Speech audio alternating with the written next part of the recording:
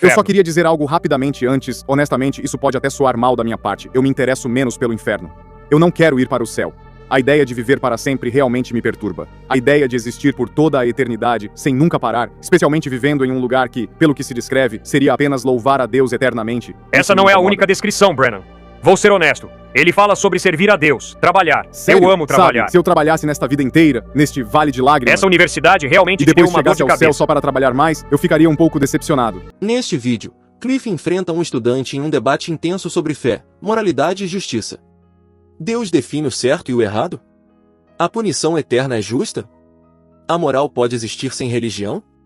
Questões profundas sobre céu, inferno, consciência e o cristianismo são colocadas à prova em uma conversa direta, provocadora e sem respostas fáceis. Assista e reflita.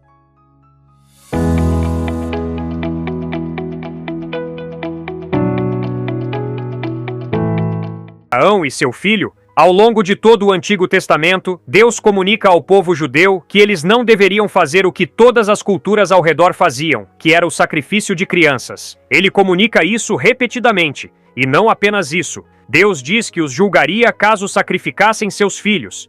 Eles o desobedeceram, sacrificaram seus filhos, e ele os julgou, primeiro pelas mãos dos assírios e depois pelas mãos dos babilônios. Então vamos parar com os e nos ater aos fatos. O que realmente aconteceu? Certo, os fatos. Os fatos são estes. Eles desobedeceram a Deus, sacrificaram seus filhos e foram levados ao cativeiro, porque ele os julgou por isso.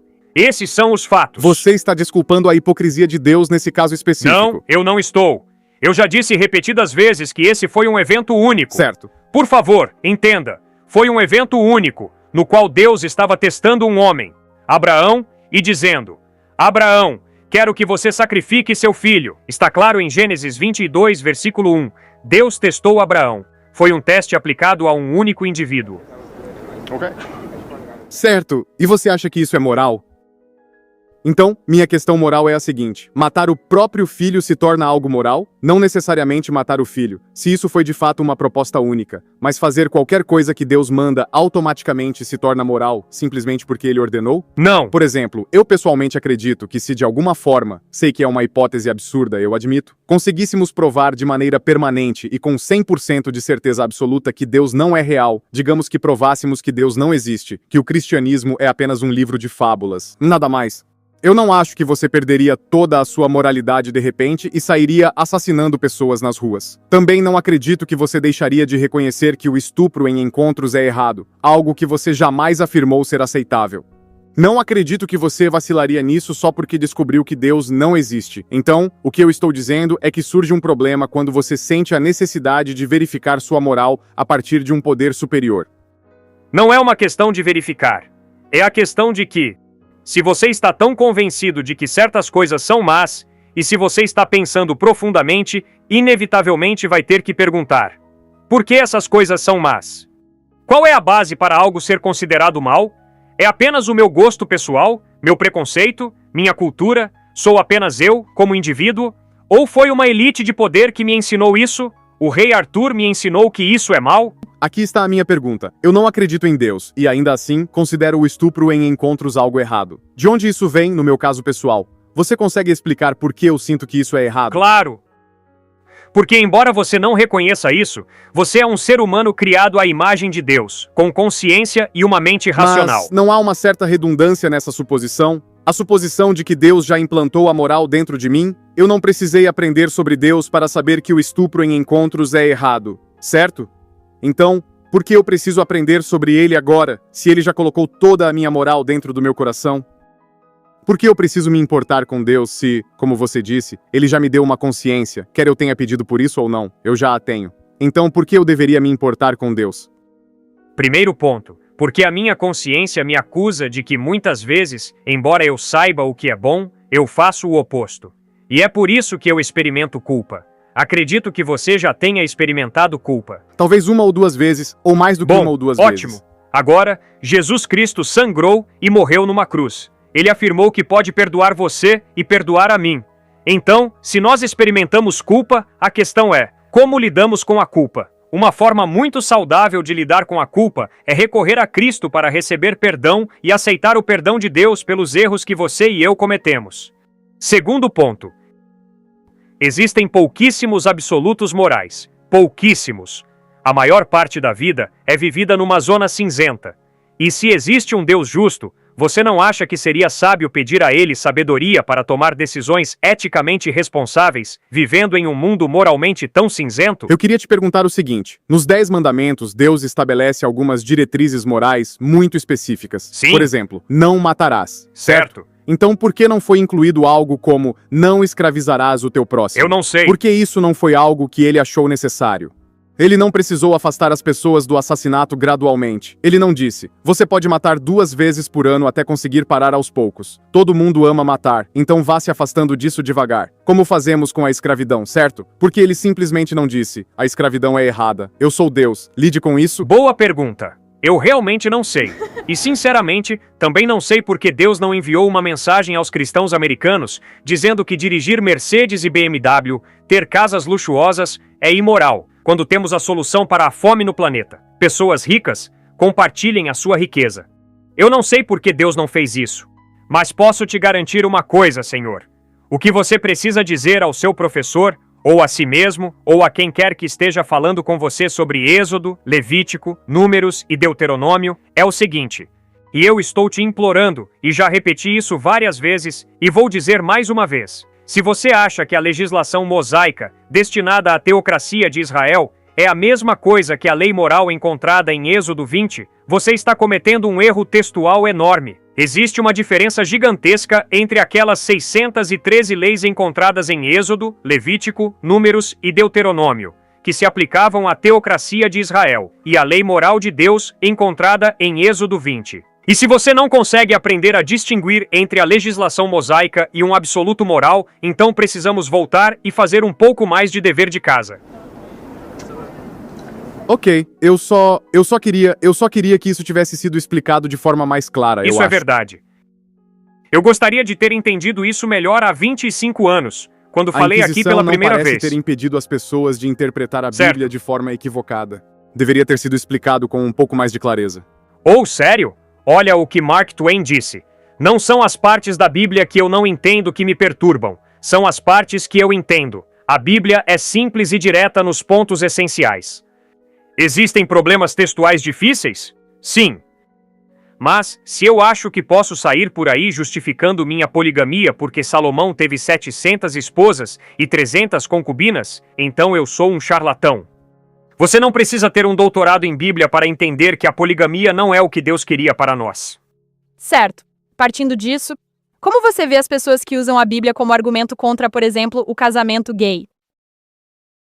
Eu acho que é muito claro. A Bíblia comunica de forma clara e consistente que Deus criou a nossa sexualidade para ser desfrutada dentro da relação sexual entre um homem e uma mulher, até que a morte os separe. E de Gênesis a Apocalipse, a homossexualidade é apresentada como uma distorção desse belo dom que Deus nos deu. O sexo homossexual é uma distorção desse dom, é um uso incorreto desse presente. Mas isso não está incluído no mesmo conjunto de leis das quais você acabou de Sim. falar? Então, como determinamos qual delas é para todos? Ou seja, Responda a essa. homossexualidade... Você é um garoto inteligente. Responda Quando eu você leio mesmo. o texto, talvez eu precise olhar com mais atenção, mas me parece um pouco confuso quais leis se aplicam a quem. Parece que elas deveriam vir com uma etiqueta. Esta é para todos para sempre, e esta é só para vocês. Ótima colocação. Eu vou responder para você. Obrigado.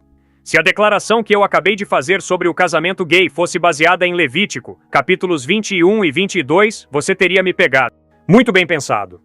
Mas posso te garantir que a minha visão sobre a homossexualidade não tem nada a ver com Levítico, Deuteronômio, Números ou Êxodo. Ela tem a ver com Gênesis 1 e 2. Tem a ver com todo o Novo Testamento, que em nenhum momento apoia o estilo de vida homossexual. Pelo contrário, comunica que Deus ama você e, pela sua graça, oferece perdão. Acho que era mais isso que eu estava perguntando. Porque eu sempre vejo passagens de Levítico sendo citadas como argumento contra o casamento gay. Então, por favor, faça-me um favor. Olhe essa pessoa nos olhos e diga: espere um pouco. Se eu entendi corretamente, você está dizendo que a homossexualidade é vista como pecado apenas por causa de Levítico? e aguarde outra resposta. Não. A homossexualidade não é pecado porque Levítico diz que é pecado.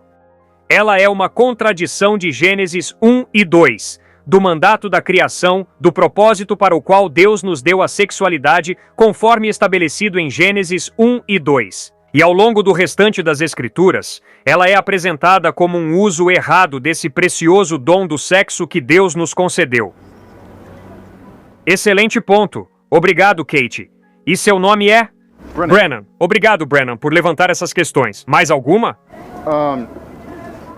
Algo me veio à mente enquanto eu ouvia você falar. Isso é totalmente mudar de assunto. Eu me lembro de quando você estava conversando com a... Qual o seu nome mesmo? Katie. Great. Você estava falando com a Kate sobre Martin Luther King e Gandhi, certo? Sobre como você exaltava as virtudes deles e tudo mais. Mas eu queria abordar um outro problema, mais pessoal, que eu tenho. Eu queria te perguntar, com base no seu considerável conhecimento das regras e mandamentos de Deus e da aceitação do Senhor Jesus Cristo, é João 3,16? Eu sou o caminho, a verdade e a vida. João 14,6. João 14,6. Isso, eu sou o caminho, a verdade e a vida. Ninguém vem ao Pai senão por mim. Então, com base nesse versículo, Gandhi está queimando no inferno agora? A pessoa que todos nós deveríamos respeitar, em certo grau, e que você claramente respeita, ele não foi lançado no lago de fogo porque não acreditou em Jesus Cristo? Eu não sei. Se Gandhi está no céu ou no inferno. Eu não sei para onde ninguém vai. Por quê?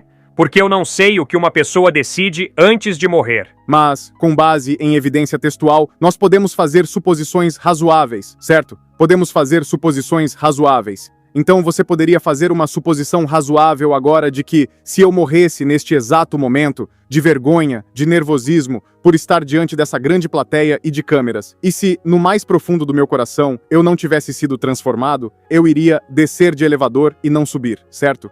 Você poderia fazer essa suposição. Tenho quase certeza de que você acredita nisso a meu respeito neste momento. Então, não podemos assumir o mesmo sobre Gandhi? Porque Gandhi disse várias vezes que, embora apreciasse muitas das filosofias da Bíblia, desculpe, minha mente travou um pouco, ele não era cristão.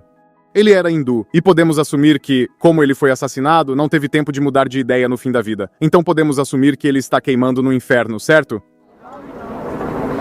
Não. Ok. Mas você pode assumir que eu estou indo para o inferno? Não. Eu jamais gostaria de assumir isso a respeito de alguém. Mas você teria que assumir, se acredita que o único caminho para chegar a Jesus, e portanto ao céu, é crer e aceitar Jesus Cristo como Senhor e Salvador. E se eu estou te dizendo agora que ainda não fiz isso, essa é uma suposição que você pode fazer, certo? Acho que esse é o grande problema que eu tenho. Eu ouço muitas pessoas dizendo essas coisas. Você precisa aceitar Jesus ou vai para o inferno. Esse é o único caminho para o céu. Mas quando perguntamos, você realmente acha que eu vou ser torturado pela eternidade? Elas respondem, eu não posso julgar. Deus é o único juiz. Mas você não está me julgando. Você não está me mandando para o inferno. Mas alguém está. E você sabe quem é esse alguém. Sim. E sabe por quê. Você acha que existem pessoas que se dizem cristãs e que vão para o inferno? Você acha? Você acredita? Se eu acredito? Eu não acredito no inferno. Mas você acredita que muitos cristãos vão para o inferno porque muitos cristãos escravizaram pessoas, muitos cristãos estupraram suas esposas, muitos cristãos... Na verdade, eu fico bastante impressionado com a quantidade de cristãos que participaram do movimento abolicionista. Mas muitos cristãos escravizaram pessoas. Eles vão para o inferno, segundo você? As mesmas pessoas, certo? Não? Não!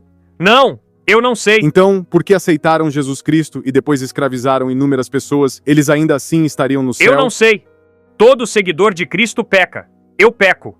Eu não sei 100% quem é um verdadeiro seguidor de Cristo. Senhor, entenda, você não sabe que eu vou para o céu. Quem sabe alguém esteja me pagando muito dinheiro para estar aqui falando. É possível. Coisas malucas acontecem. Você, meu amigo, já viu mais do que o suficiente da hipocrisia cristã. Então você sabe que todos nós somos capazes de ser hipócritas inacreditáveis. Talvez eu seja um hipócrita colossal. É possível. Você pode ser um falso profeta. Deus condena falsos profetas. Como Exatamente. eu sei que você não é um falso profeta? É possível. Como eu sei que você não é um falso profeta? Como eu posso acreditar em qualquer coisa que você está me dizendo agora? Porque eu sei que você está tentando mudar corações e mentes. Eu sei que você quer que cada um de nós se junte a você nas grandes abóbadas do céu. Eu sei disso. Eu sei Ótima que você pergunta, quer Brennan. isso. Vou responder rapidamente. Se eu dissesse a você e a Kate, em resposta à pergunta por que eu deveria acreditar em Jesus, e dissesse apenas porque eu acredito, você seria um tolo se acreditasse em Jesus por causa disso. O que eu estou dizendo é, volte e leia os evangelhos de Mateus, Marcos, Lucas e João. Leia por conta própria, independente de mim. Pergunte a si mesmo, a evidência histórica da maneira como Jesus ensinou, tratou as pessoas, morreu perdoando seus inimigos e ressuscitou dos mortos, aponta para Cristo como alguém digno de confiança ou não? Não acredite em Jesus porque eu acredito.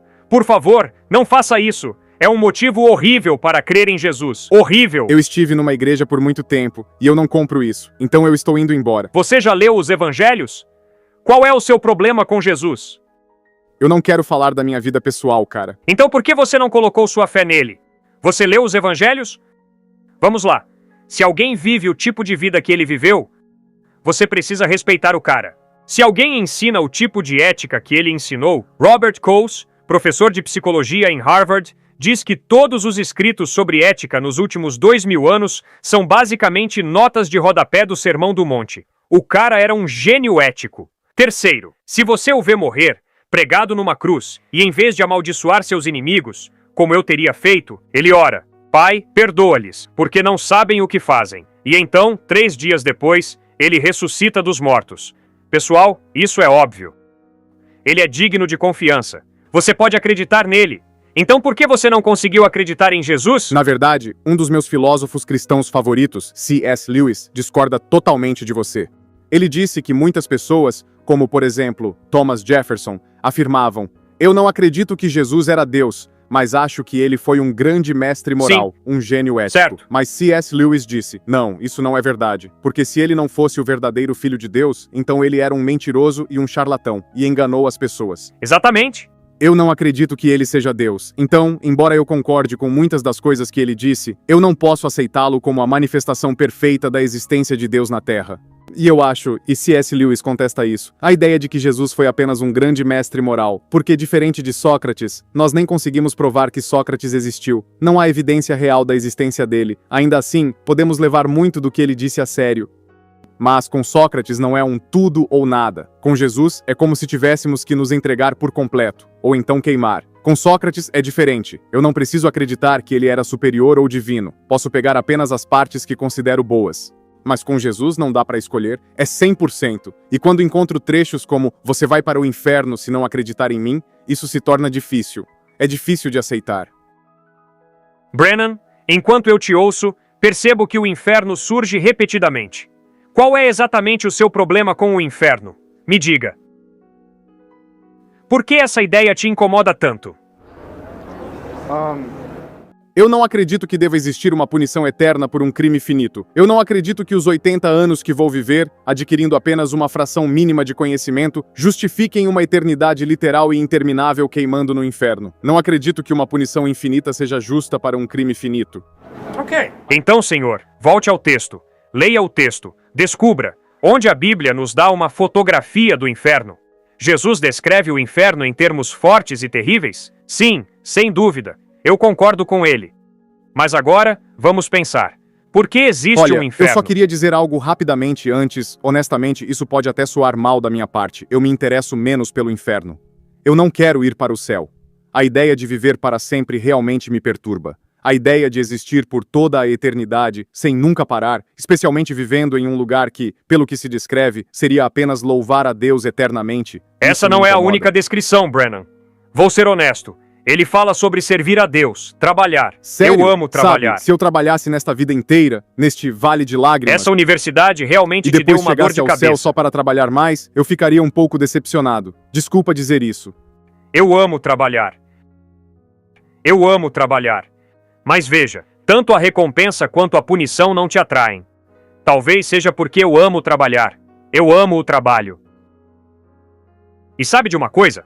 Quando eu trabalho com pessoas em situação de rua, eu quero conseguir um emprego para elas. Por quê? Porque, Brennan, se você não trabalha, você começa a se desintegrar psicologicamente. E se você não acredita em mim, vá observar pessoas em situação de rua. Quando elas não têm trabalho, tendem a se desestruturar. Parece que Deus nos criou para trabalhar. E no céu, nós vamos trabalhar. No céu, Nós também vamos nos relacionar. Sabe de uma coisa? Eu amo muito a minha esposa. Eu amo muito meus filhos. E por mais estranho que isso possa parecer, Brennan, eu amo você. É por isso que estou aqui conversando com você. Eu amaria poder falar com você e te conhecer ao longo da eternidade no céu. O céu é sobre relacionamento. É por isso que Jesus diz em João 17:3: "E a vida eterna é esta, que te conheçam a ti, o único Deus verdadeiro, e a Jesus Cristo, a quem enviaste."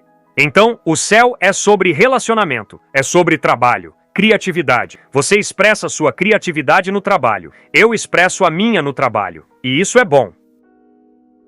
Vamos lá, pessoal. Vocês estão realmente aqui apenas para ganhar mais dinheiro? É só isso que a vida significa? Pensem, tem que haver mais na vida do que apenas se posicionar para ganhar mais dinheiro. Não há nada de errado com o dinheiro, mas tem que haver mais no seu trabalho e na sua vida do que apenas ganhar dinheiro. Você precisa desfrutar de servir as pessoas, de produzir algo que ajude os outros. Isso é bom. O trabalho é um presente de Deus.